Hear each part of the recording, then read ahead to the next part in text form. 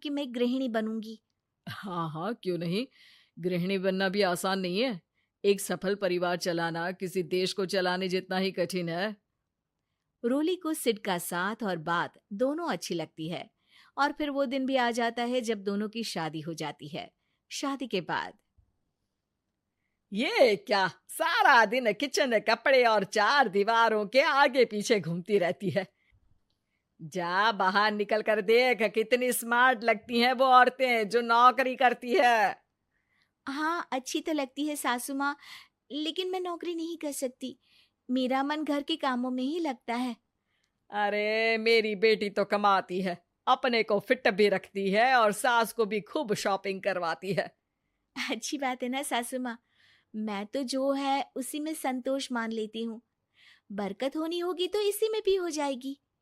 ये बोलकर रोली चली जाती है। एक दिन सास की सहेली घर आती है, जहाँ रोली उन्हें चाय के साथ कई तरह के पकवान बनाकर खिलाती है। अरे वाह, तेरी बहू तो बहुत गुणी है। कितना सब बनाकर ले आई। मेरी वाली तो ऑफिस से आकर 2 रोटी ही सेक दे तो समझो एहसान कर दिया। अरे ऐसा ना बोल। तेरे घर में 2 कार, 4 मंजिला मकान, और तेरे लिए जो वो अपने पैसे से साड़ी लाती है वो भी तो कितनी कीमती होती है। अरे मेरी वाली तो बस सारा दिन इन्हीं 2 कमरों को ताजमहल बनाने में लगी रहती है। सहेली चली जाती है। कुछ समय बाद रोली को एक सुंदर सी बेटी होती है। अरे क्या सारा दिन उस बच्चे में लगी रहती है। माँ, मुझे ना 1 मिनट भी छोड़ने का मन नहीं करता। देखिए ना, कितनी प्यारी है। मैं ना इस हर पल को एंजॉय करना चाहती हूँ। अरे हाँ हाँ, हमने भी बच्चे पाले हैं, हम भी जानते हैं कि कितने प्यारे होते हैं, और अपने बच्चे को बढ़ता हुआ देखना कितना अच्छा लगता है।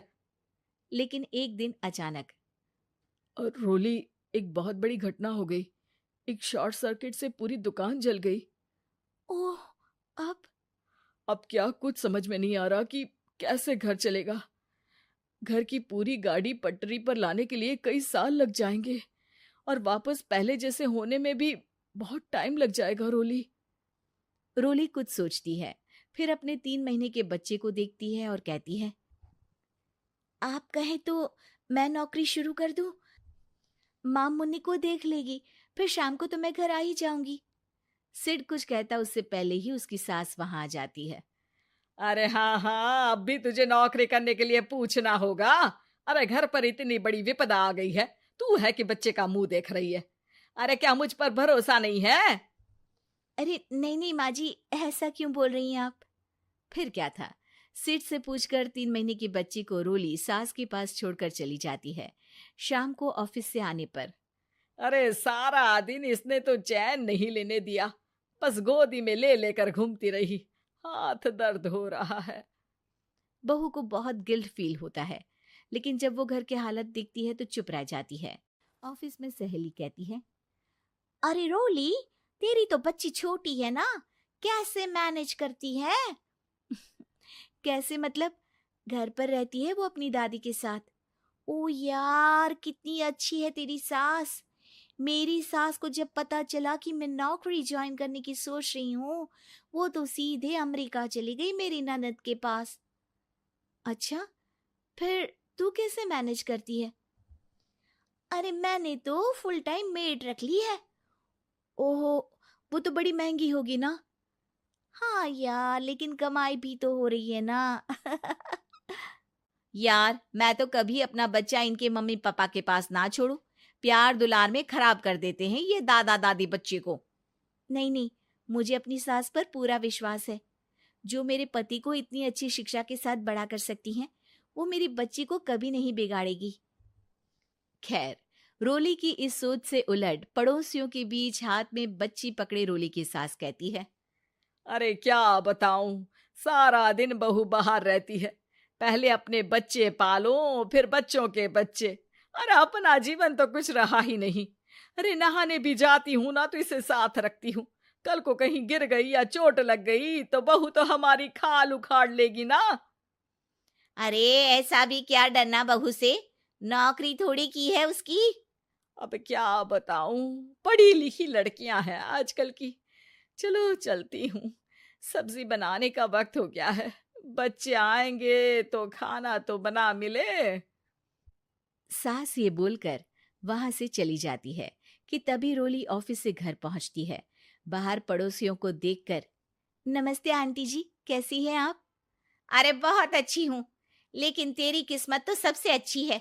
क्या सास पाई है, मोती दान किए होंगे तूने। तेरा बच्चा भी देखती है, खाना भी बनाती है।